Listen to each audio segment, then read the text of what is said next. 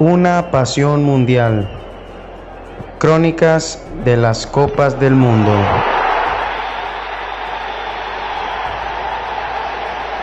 Capítulo 10. Alemania Occidental 1974. Fútbol, un deporte en el que todo el mundo sale herido y cada nación tiene su propio estilo de juego que le parece injusto a los extranjeros. George Orwell, escritor inglés. El partido de la vergüenza. Hasta el 11 de septiembre de 1973, el Chile de Allende y la Unión Soviética eran dos países unidos por su afinidad política. Sin embargo, después del cruento golpe de estado del dictador Pinochet, se convertirían en archienemigos políticos. Con un incómodo ingrediente para su enemistad, estaban a las puertas de dirimir, en un repechaje, un cupo para Alemania 74. Además, en el conjunto chileno había varios jugadores que simpatizaban con Allende, como Carlos Caselli y Leonardo Vélez. En el choque de ida en Moscú, los chilenos lograron un empate con sabor a victoria. Con una sólida labor defensiva, especialmente de la dupla central conformada por Figueroa y Quintano, más la colaboración decisiva del árbitro brasileño, quien permitió el juego brusco, sobre todo contra Blохin.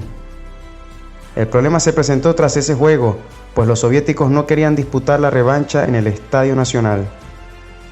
Argumentaban que no podían jugar en un lugar que había sido utilizado como campo de concentración y patio de fusilamiento. Para disipar la desconfianza de los rusos, la FIFA hizo un simulacro de revisión del Estadio Nacional.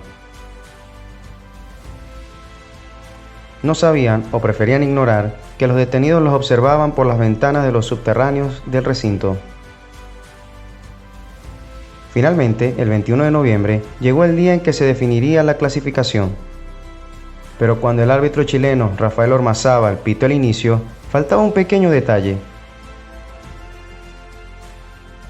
Solo había un equipo en la cancha, el chileno.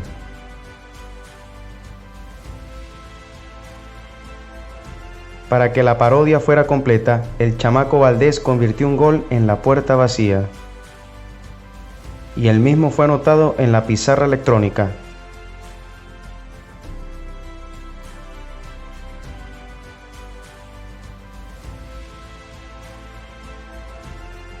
Dale like y suscríbete, nos ayudarás mucho en este proyecto. Un haitiano, el primer dopado. En Alemania se producía el debut de Haití en las Copas del Mundo y enfrentaban nada menos que a Italia.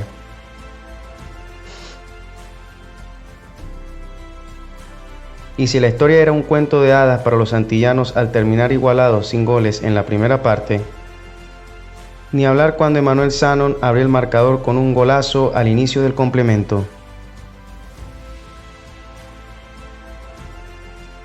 Con un logro histórico al romperle a Dinosov el récord de imbatibilidad para un arquero de selección de 1143 minutos. Después del susto, la Azzurra terminaría ganando 3-1 con goles de Rivera, Benetti y Anastasi. Pero la verdadera mala noticia para los haitianos no sería la derrota que esperaban todos.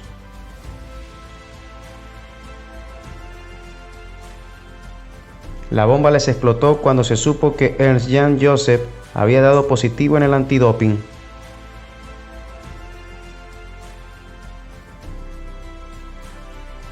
Desde que se instauró en el Mundial 66, era el primero al que se le comprobaba el uso de estimulantes.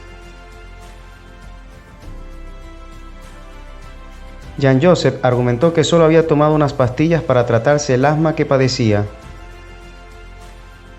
Pero sorpresivamente el propio médico de la delegación, el Dr. Hughes, lo desmintió. Él no era asmático y la sustancia consumida no se utilizaba contra el asma, sino que era un estimulante. En primer lugar, la FIFA decidió expulsarlo de la Copa, pero cuando se comprobó su intención de drogarse, lo suspendió por un año.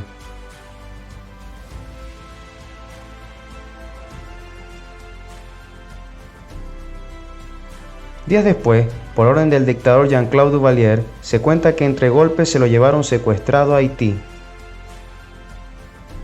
Acusado de deshonrar a su país, habría sido encarcelado y torturado. A pesar de eso, volvería a jugar con su selección.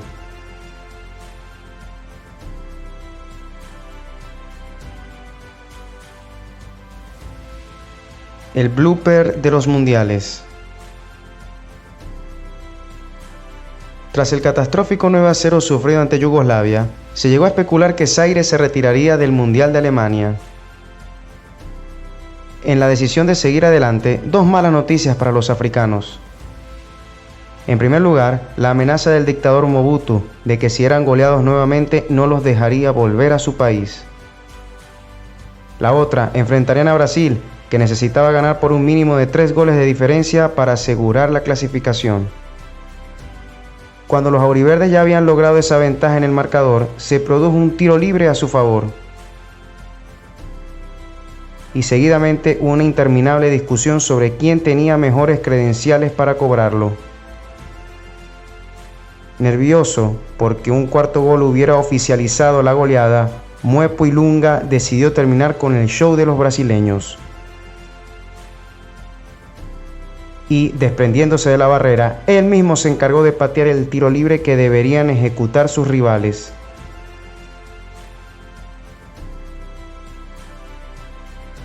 El estupor llegó al máximo cuando el africano reclamó sorprendido la más que justificada amonestación. De Mwepu Ilunga se dijo que desconocía el reglamento, algo que siendo sensato habría que descartar. Alguna vez él declaró que en realidad su acción había sido una protesta contra el dictador Mobutu y que había buscado que al patear el tiro libre del rival, el árbitro lo expulsara del partido. Nuestra teoría es que él se comportó como un conductor impaciente ante el semáforo en rojo, que observa que quien tiene paso no avanza por estar distraído mirando las bellezas del paisaje. Sin importar si hay una explicación lógica para lo que hizo, una sola cosa es innegable. El hombre se hizo leyenda. Y no falta en ninguna historia de los mundiales.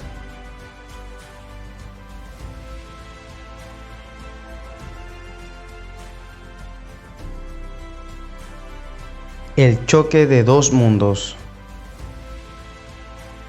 En la década del 70 no había un lugar en el planeta donde la tensión por la Guerra Fría fuera mayor que en el dividido país germano.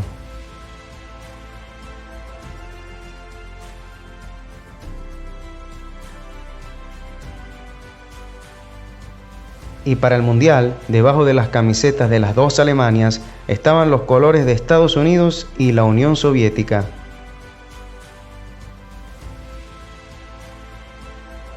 Cuando en el sorteo ambas naciones quedaron en el mismo grupo, los organizadores temblaron. Aún estaba fresco el recuerdo del sangriento atentado en las Olimpiadas de Múnich 72. En esos Juegos, 11 atletas israelíes fueron asesinados por terroristas. Y se temía por un nuevo ataque durante el choque de las dos Alemanias.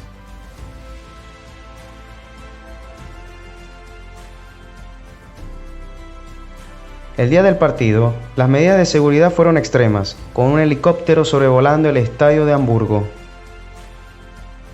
Además, los cuerpos policiales vigilaban cada centímetro desde las terrazas de los edificios linderos.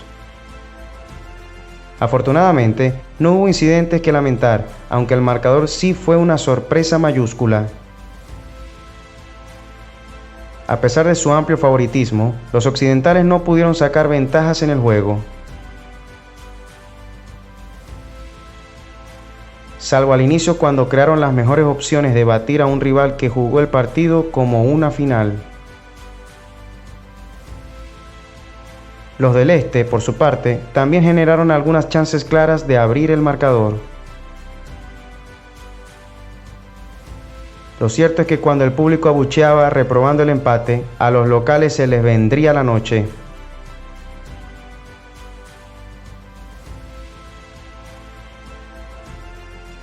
A los 34 minutos del segundo tiempo, un rápido contraataque de los orientales termina en un centro que pica en la media luna.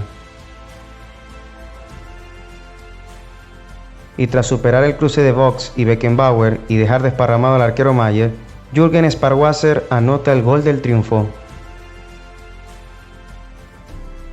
Un gol que le cambió la vida para siempre a su autor, quien en entrevistas a lo largo de los años comentaría: era golpear al enemigo donde más le dolía.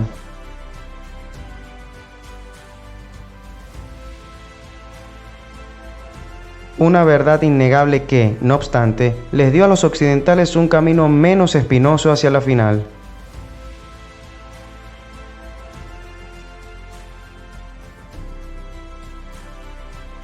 Jürgen Sparwasser fue convertido por el aparato propagandístico en un ícono político de la Alemania del Este. Y el jugador, alegando ser hijo de familia trabajadora, despreció el lujo y el dinero del Bayern Múnich. Sin embargo, en 1988 fue invitado a un partido de veteranos en la RFA y aprovechó la ocasión para desertar. No podía quedarme más en mi país, tanta mentira, tanta propaganda, declaró en ese momento.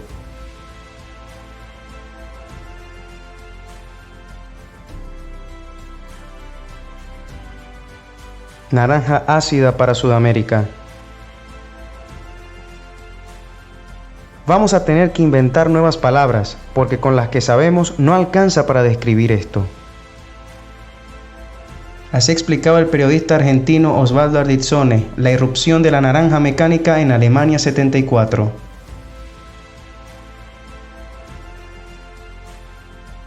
Presión constante en la recuperación del balón, velocidad, intercambio de posiciones y, sobre todo, movilidad.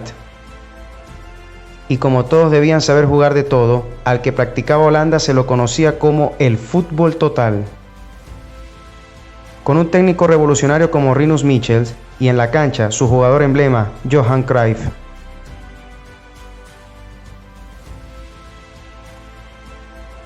Cuando se enfrentaron a los sudamericanos, les hicieron sentir que su fútbol venía del futuro. El primero que sufrió Holanda fue Uruguay, que era la antítesis en su juego y, sobre todo, en su dinámica. Con fortuna y pierna fuerte como únicos argumentos, perdió solo 2-0, lo que no reflejó las estadísticas. 53 avances holandeses contra solo 9 de los celestes.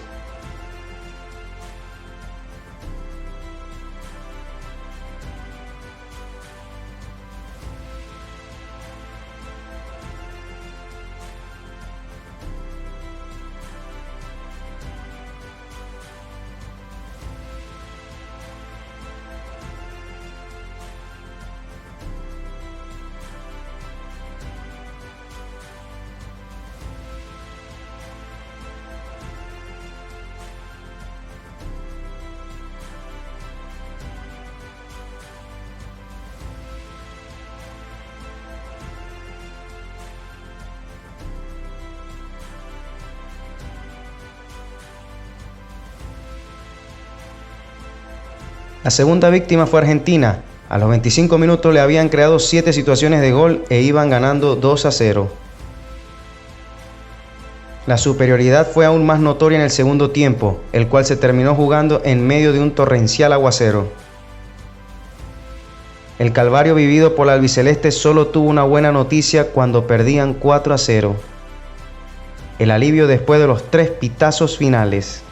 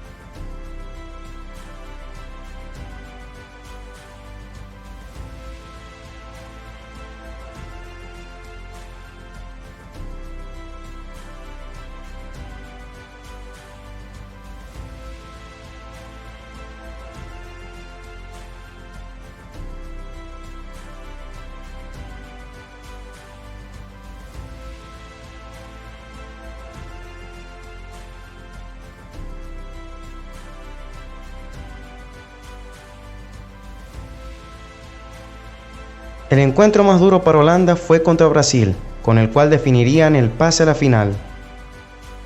A pesar de caer 2-0, el Scratch fue un exigente examinador en todos los terrenos, tanto porque jugó su mejor partido como porque realizó una marcación dura y muchas veces desleal. Los holandeses no arrugaron y terminó dándose un choque donde hubo más violencia que juego. Apartando esto, Holanda fue superior y de no ser por Leao, su victoria hubiera ido más allá del 2-0 final.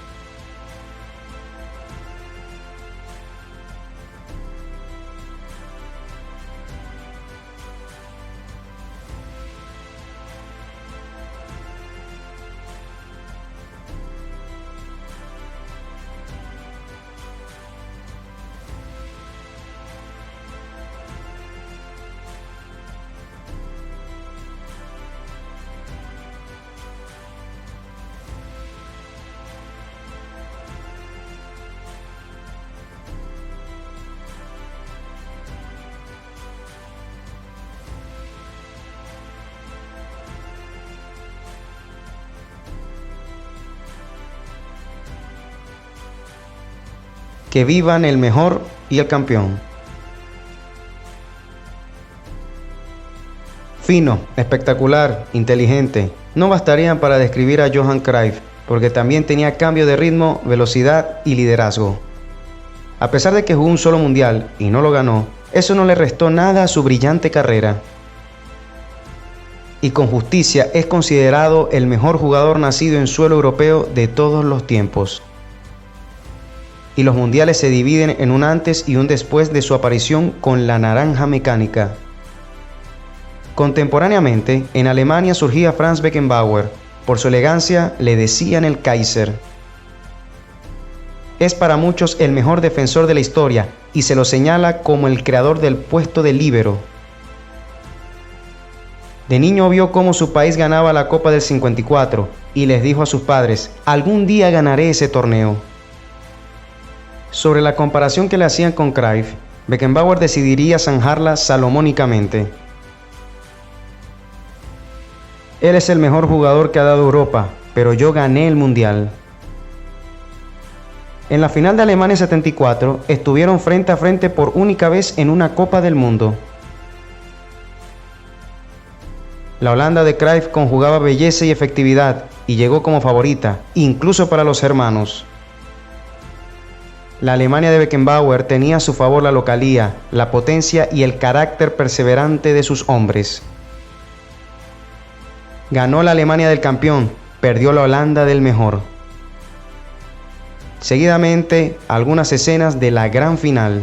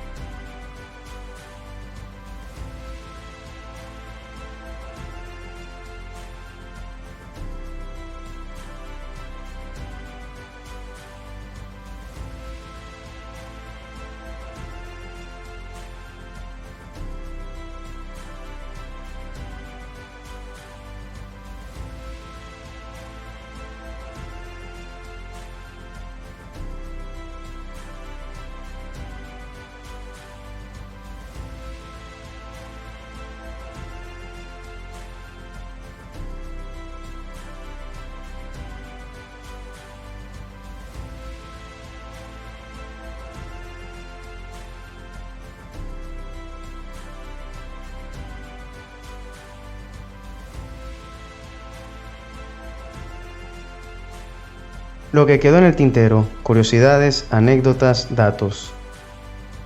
Ya en poder de Brasil la Copa Jules Rimet, se sometió a concurso el diseño del trofeo que lo iba a reemplazar. El elegido por unanimidad fue el de Silvio Gazzaniga, cuya obra representa a dos atletas en expresión de victoria, alzando los brazos y sosteniendo un globo terráqueo. La estatuilla mide 36 centímetros, pesa 6 kilos y está construida de oro puro macizo de 18 quilates. A diferencia de la copa anterior, la FIFA es dueña absoluta del trofeo. El campeón solo recibe la copa original durante la premiación en el estadio y después se le entrega una réplica. El cartel fue diseñado por los artistas alemanes Fritz Henkinger y Horst Schaffer, con un estilo que se enmarca dentro del neoexpresionismo alemán. Muestra un jugador pintado con fuertes colores sobre un fondo negro en el momento de patear una pelota. Se observan las iniciales WM, que es la abreviatura de Copa del Mundo en alemán. Creadas por Horst Schaffer, las mascotas fueron Tip y Tap. Se trata de dos niños, uno rubio y alto y otro bajo, con pelo negro y pecas, vistiendo ambos la camiseta de la selección alemana, con la frase WM74 cruzándoles el pecho. Adidas utilizó el mismo diseño para la pelota que en el anterior mundial y al nombre Telstar le agregó Durlast. Solo cambiaban el color de las letras. El de 1970 tenía las letras doradas, mientras que este las tenía negras.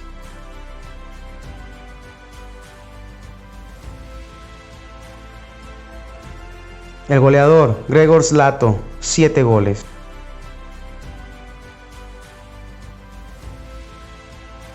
El debut de Chile fue con el anfitrión y Carlos Caselli tuvo su perro de presa en Bertie Vogts, quien lo sometió a un marcaje férreo rozando la mala intención.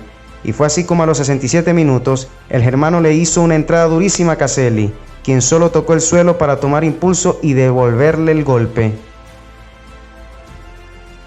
Consciente de que se había equivocado, el chileno se quedó tirado en el piso dando muestras de dolor, pero el árbitro turco Doğan Babacan no comió cuentos y, tras esperar que se reincorporara, le sacó la roja a Caselli, quien se convirtió así en el primer expulsado con una tarjeta.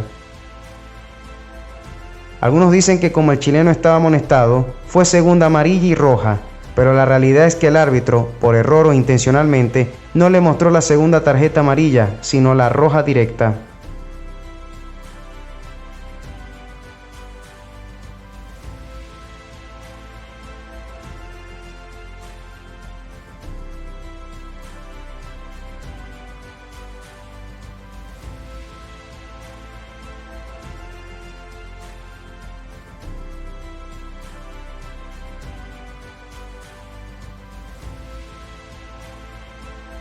Aun cuando venía de ganar los Juegos Olímpicos del 72 y dejar afuera del Mundial a Inglaterra, Polonia estaba lejos de estar entre los favoritos.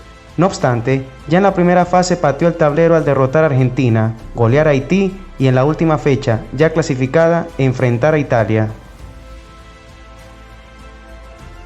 Pero entonces, según se cuenta, les ofrecieron dinero, los argentinos para que ganaran el partido y los azzurros para que al menos les permitieran empatar. En cuanto a la incentivación de los gauchos, la misma fue confirmada por Enrique Wolf, quien habló de que el plantel logró reunir $20.000. En tanto que el intento de soborno, según reveló Vladislav Smuda en su libro A.T., se produjo al terminar el primer tiempo. Refirió que camino al túnel, cuando Polonia ganaba 2-0, los esperaba un directivo italiano con un maletín lleno de dólares que nadie agarró. Polonia terminaría ganando 2-1.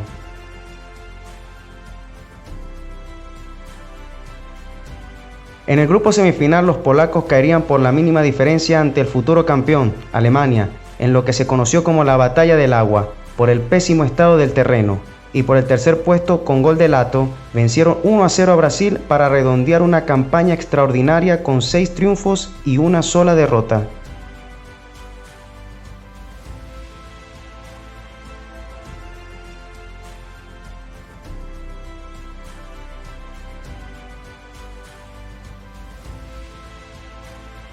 Su nombre es sinónimo de gol, a tal punto que en los mundiales tuvo más conquistas que partidos disputados, 14 en 13 apariciones. De igual manera, logró más goles, 68, que presentaciones con su selección, 62. Su baja estatura y piernas cortas y muslos anchos le daban la apariencia de un levantador de pesas. Sin embargo, tenía una facilidad asombrosa para marcar. El gol era su obsesión y eso lo convirtió en el mejor delantero alemán y acaso europeo de todos los tiempos. Goleador histórico de la Bundesliga y también máximo artillero en una Eurocopa y en 4 Ligas de Campeones, fue en México 70 donde Gerd Müller se quedó con el título de máximo goleador con 10 tantos.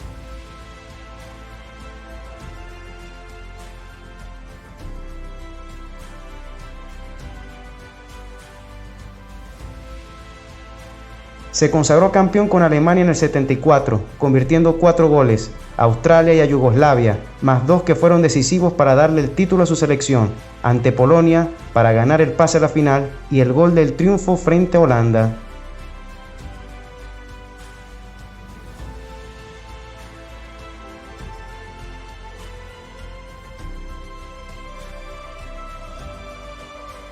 Próxima publicación, capítulo 11. Argentina 1978. Argentina y Perú siguen jugando.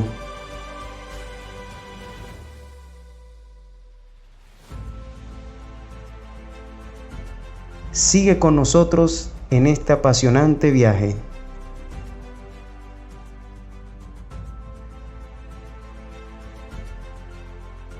No te olvides de comentar, tu opinión es muy importante para nosotros.